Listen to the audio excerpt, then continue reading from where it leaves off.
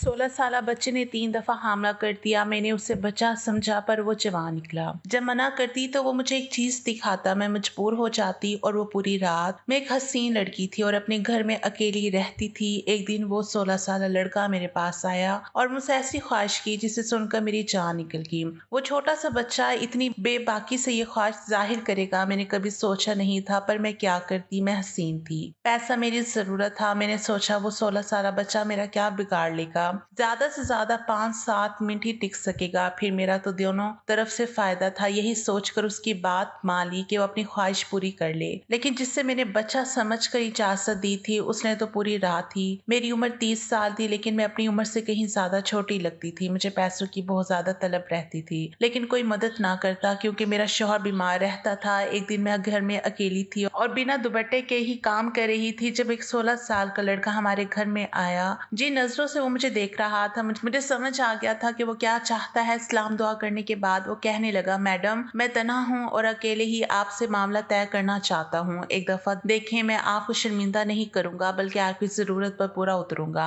मैंने सर से पांव तक उसे देखा। कद काट में वो बेहतर ही था लेकिन उम्र में छोटा था। मैंने उससे माजरत की और कहा, मैं तुम्हारे साथ इस तरह का कोई मामला तय नहीं कर सकती। तुम अभी छोटे हो और मुझे नहीं लगता कि इन बातों के लिए तुम्हारी उम्र है। वो मुस्कुराकर कहने लगा, बाजी 5 साल का तजर्बा है, मैं 11 साल का था जब से यही काम कर रहा हूँ। मेरे आगे पीछे कोई नहीं है, मैं अकेला ही अपने काम में माहिर हूँ। आप मुझ पर भरोसा करिए, आपको पछताना नहीं पड़ेगा बल्कि आपने इस फैसले पर खुश होगी। आपकी बात तो मैं वाकई हैरान हुई। वो बच्चा अकेला कैसे ये सब कह रहा था। मैंने उससे पूछा, तुम्हारे माँ बाप कहाँ है? वो कहने लगा, मैं तन्हा ही हूँ, वालिदैन हयात नहीं है। पहले यहाँ वहाँ की ठोकरें खाता था, फिर मैंने ये वाला काम शुरू किया और काम चल पड़ा। अब मैं मजीद काम बढ़ाना चाहता हूँ, इसलिए आपसे बात करने आया हूँ। अगर आप मेरा साथ देंगी तो मैं आपके भी बहुत काम आऊंगा। इसकी आखिरी बात सुनकर मैं चौंक गई थी। मुझे वाकई ही किसी ऐसे बच्चे की जरूरत थी और वो खुद से ही मुझे ये ऑफर कर रहा था। और फिर दूसरी बात ये थी कि उसके साथ मामला तय करने पर मुझे हर महीने माकूल रकम भी मिल जाती जिससे मेरा गुजर बसर आसानी से हो जाता। मगर फिर मुझे ये ख्याल भी आया कि अगर ये वक्त पर मुझे पैसे अदा ना कर सका तो मेरे लिए मुश्किल हो जाएगा। खैर वो 16 साल का था और मैं आसानी से उससे अपनी हर बात मनवा सकती थी। खैर अपना देखकर मैंने मामला पक्का किया क्योंकि मैं भी अकेली थी। मैंने घर के साथ दुकान उससे किराए पर दी थी। उसका नाम असद था। वो कहने लगा कि बाजी मैं रिहाइश भी दुकान में ही रखूंगा क्योंकि मेरे आगे पीछे कोई नहीं है। अब तक काम सड़क पर ही कर रहा था, दुकान में रहूंगा। मुझे क्या इतराज हो सकता था, दुकान ही तो थी। मैंने कहा, जो तुम्हें ठीक लगता है करो, बस मुझे पैसे दे देना। और फिर उसने दुकान में औरतों के सामान की कुछ चीजें लाकर डाल दी और ये देखकर मैं हैरान रह गई कि 2-3 दिन में ही उसका काम चल पड़ा था। सारा दिन वो दुकान खोलकर काम करता और उसकी दुकान पर औरतों का रश लगा रहता। रात के वक्त उसी दुकान में सो जाता। इतने ही अरसे से ये दुकान खाली पड़ी थी। पहले जब कभी ये किराए पर थी तो कोई भी ग्राहक आता ही नहीं था। कितनी दफा मैंने दुकान किराए पर चढ़ाई मगर सबने यही कहकर छोड़ दी कि ये जगह काम के लिए मुनासिब नहीं है। मैंने तो ये उम्मीद ही छोड़ दी थी कि कभी ये दुकान किराए पर भी चढ़ेगी। लेकिन इस बच्चे ने ना सिर्फ मुनासिब कीमत पर उसे किराए पर लिया था बल्कि उसने तो अपना काम भी चला लिया था। बस अजीब बात ये थी कि उसने औरतों का सामान दुकान में रखा था और औरतें इस बच्चे से सामान खरीदने आती थी। कुछ दिन गुजरे तो मेरी असद से अच्छी बातचीत हो गई। वो मेरे छोटे मोटे काम करने लगा था। जब कभी कुछ अच्छा पकाती तो उसे दुकान पर पहुंचा दिया करती। दुकान और घर के बीच में छोटा सा दरवाजा भी था। जरूरत के तहत मैं वो दरवाजा खोलकर असद से बातचीत भी कर लेती थी। आहिस्ता आहिस्ता हमारे दरमियान बेतकल्लुफी हो गई। मैं भी एक तरह इतना ही थी, इसलिए मुझे असद का सहारा मिल गया था। दरअसल मेरे बच्चे नहीं थे और मेरा शौहर असलम को फालिज का अटैक हुआ था। इसके बाद वो बिस्तर पर पड़ गए थे। घर का गुजारा बहुत मुश्किल से चल रहा था। कभी कोई मदद के लिए पैसे दे जाता तो कभी कोई। ऐसे में दुकान से मिलने वाले पैसे मेरे लिए गनीमत हो गए थे। इसलिए मैंने खुद असद से बेतकल्लुफी बढ़ाई थी ताकि वो ये छोड़कर ना जाए और मेरी लगी बंदी आमदनी भी बनी रहे। लेकिन मुझे क्या मालूम था कि मैं जिसे 16 साल मासूम बच्चा समझ रही हूँ वो इतना सीधा सादा भी नहीं है। उस बच्चे ने तो कुछ ही अरसे में मेरी दुनिया पलट कर रख दी थी। हम दोनों के दरमियान कुछ बेतकल्लुफी बढ़ी तो मैंने उससे अपने घर के अंदर आने की इजाजत भी दे दी। वो मेरे घर में ही चला आता था और बाकी वक्त तो वो दुकान में ही गुजारता था। असलम को भी इस बात पर कोई इतराज नहीं था क्योंकि मेरे लिए तो वो 16 साल का बच्चा ही था। असद के आने से तो हमारी जिंदगी में रौनक सी आ गई थी। अब मैं पहले की तरह उदास और मायूस नहीं रहती थी बल्कि कोई भी बात होती तो असद से कह दिया करती। मौसम तब्दील होने की वजह से असलम की तबीयत काफी खराब रहने लगी थी। मेरे पास अस्पताल जाने के लिए भी पैसे नहीं थे। मेरी आंखों में आंसू आने लगे। असद ने मुझे मुझे देखा तो पूछने लगा, बाजी क्या माजरा है, क्यों रो रही हो? मैंने उसे बताया कि असलम को अस्पताल लेकर जाना है, मेरे पास पैसे नहीं है, मैं वो इससे जिंदगी से तंग आ चुकी हूँ, अकेले ही सारी मुश्किलों से लड़ना पड़ता है। असलम तो मेरे सहारे के बगैर बिस्तर से भी नहीं उठ सकते। अगर मेरा कोई बच्चा होता तो शायद मेरी जिंदगी आसान हो जाती। किसी कमजोर लम्हे की नजर होकर मैंने अपने दिल का हाल असद के आगे बयान कर दिया था। मेरी बात सुनकर असद मुस्कुरा कर कहने लगा, तो बाजी बच्चा पैदा कर लो, इसमें क्या परेशानी है? असद की बात पर मैं शर्मिंदा हो गई। अब मैं उसे क्या बताती कि असलम बिस्तर से लगा था पर वो इस काबिल नहीं था कि हम बच्चा पैदा कर सकते। शादी के शुरू के सालों में असलम नहीं चाहता था कि हम बच्चे के झंझट में पड़े, और जब हमने बच्चे की कमी महसूस की तो असलम इस काबिल नहीं रहा कि बच्चा पैदा कर सके। उसे अचानक ही फालिज का अटैक हुआ था और इसके बाद वह किसी काबिल नहीं रहा। मोहब्बत की शादी आहिस्ता आहिस्ता मजबूरी की शादी बन गई और अब मैं मजबूरी में ही असलम का साथ निभा रही थी, क्योंकि उसके अलावा मेरे पास कोई रास्ता नहीं था। असद ने शायद मेरे चेहरे के उतार चढ़ाव पढ़ लिए थे। कहने लगा, बाजी आपको परेशान होने की जरूरत नहीं है, मैं आपके साथ हूं ना, जल्दी आपके सारे मसले खत्म हो जाएंगे। असद की बात पर मैं मुस्कुरा उठी थी। वो अकेले ही इतना हौसला रखता था कि हर मुश्किल से लड़ जाता था, जिसने इतनी उम्र गुजारने के बावजूद भी हिम्मत नहीं पकड़ी थी। असद ने अपने माँ बाप को 10 साल की उम्र में खो दिया था और उसके बावजूद भी वो दुनिया के मेले में गुम नहीं हुआ था। ना सिर्फ उसने अपनी जिंदगी का सफर जारी रखा बल्कि वो असलम की भी बहुत ज्यादा खिदमत करने लगा था। मैं किसी भी काम से घर से निकलती तो असद ही मेरा शोहर की खिदमत करता और उनके पास बैठा रहता।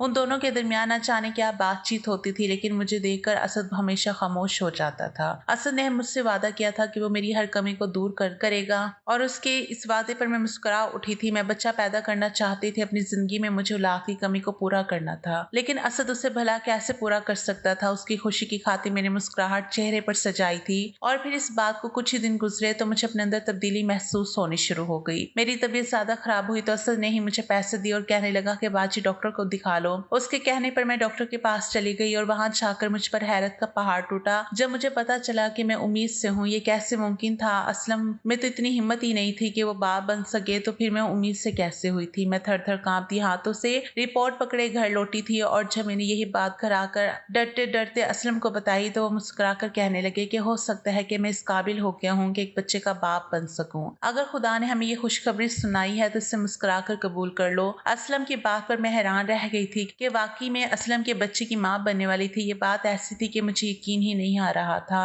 मुझे तो असलम की हालत में कोई बदलाव नजर नहीं आया था, फिर ये कैसे मुमकिन था? खैर मैंने भी इस बात को कबूल कर लिया कि मैं असलम के बच्चे की माँ बनने वाली हूँ, तो मैं अपना ख्याल रखने लगी। असद को भी ये बात पता चल गई थी। वो भी बड़ा खुश था जैसे उसके घर बच्चा होने वाला हो। जब भी दुकान से फारिग होता तो घर में आता असलम को नहलाने धुलाने का काम उसने अपने ही जिम्मे ले लिया था। असलम की अक्सर वही खिदमत करने लगा था क्योंकि अब तो मेरी हालत भी ऐसी नहीं थी। पहले भी वो असलम के पास आकर काफी देर बैठा करता था, इसलिए तो मुझे लगता था कि असद के आने से तो हमारी जिंदगी बदल गई है। अब तो वो मेरे लिए कभी फ्रूट लाता तो कभी जूस, उसकी दुकान भी ठीक ठाक चल रही थी। और फिर ऐसे ही दिन गुजरते चले गए और फिर पूरे 9 महीने बाद जाकर मैंने एक खूबसूरत से बच्चे को जन्म दिया जो ना मेरे जैसा था और ना ही असलम जैसा, बल्कि हैरत की बात थी कि वो हूबहू असद के जैसे लग रहा था। मैं कभी अपने बच्चे की शक्ल देखती तो कभी असद की, और फिर असद ने खुद ही हंसकर ऐसी बात कही कि मैं चौंक गई। कहने लगा, बाजी दिन रात आपने मुझे इतना ज्यादा देखा है कि आपका बच्चा भी मेरे जैसे लगने लगा है। कहते हैं कि जो माँ हमल के दिनों में जिससे ज्यादा देखती है बच्चा उसी पर जाता है। असद की बात पर मैं ना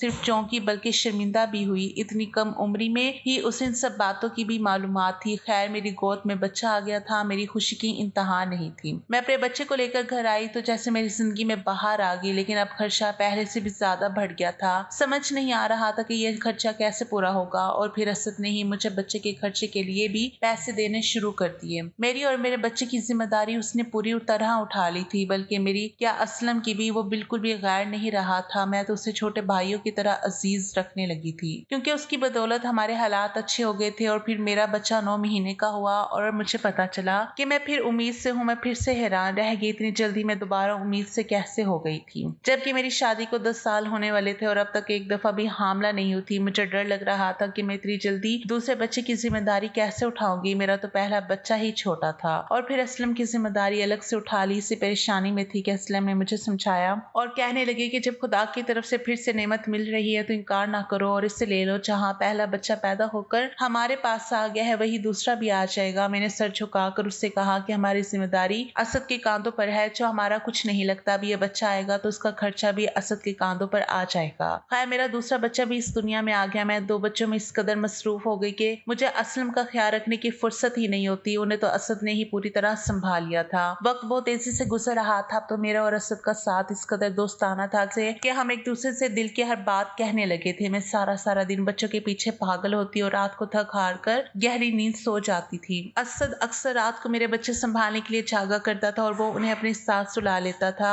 ये बात भी मेरे लिए बड़ी हैरान करने वाली थी कि 16 साल का बच्चा इस तरह सारी रात दो बच्चों को आसानी से संभाल लेता है। असद ने मुझे कभी इस बात की शिकायत नहीं की थी कि बच्चे से तंग करते हैं या उसकी नींद खराब होती है, बल्कि वो बहुत खुशी से मेरे बच्चे ले जाता था और मुझे भी सुकून का सांस मिलता था। हर तरह की जिम्मेदारी असद ने ले ली थी, चाहे वो मेरे कपड़ों की हो या बच्चों की। कम उम्री में ही वो हमारा पूरा घर चला रहा था, लेकिन मुझे शर्म आती थी क्योंकि वो बिल्कुल गैर है। अचानक असद किसी काम से कमरे में आ गया। वो ऐसे ही बेधड़क मेरे कमरे में आ जाया करता था। उसने मेरी बात सुन ली तो फिर आंखों में आंसू लिए कहने लगा, आप मुझे गैर समझती हैं, मैंने तो आपको अपना सब कुछ मान लिया है। मैं आप लोगों की खातिर कुछ भी कर सकता हूँ। मैं जान गया हूँ कि आप फिर से हामला है। आप अपना ख्याल रखिए, खर्चे की फिक्र आप ना करें। आपकी दुकान में बहुत बरकत है, जो आपके नसीब से मुझे ये सब मिल रहा है। वह ऐसी ही बातें करता था, इसलिए मुझे वो और भी अच्छा लगता था। 3 बच्चों की माँ बनने के बाद मैं पूरी तरह बदल गई थी। मेरे अंदर पहले जैसी उदासी बाकी नहीं रही थी। सारा दिन कहाँ गुजरता था पता ही नहीं चलता था, यहाँ तक कि मैंने असलम को भी नजरअंदाज कर दिया था।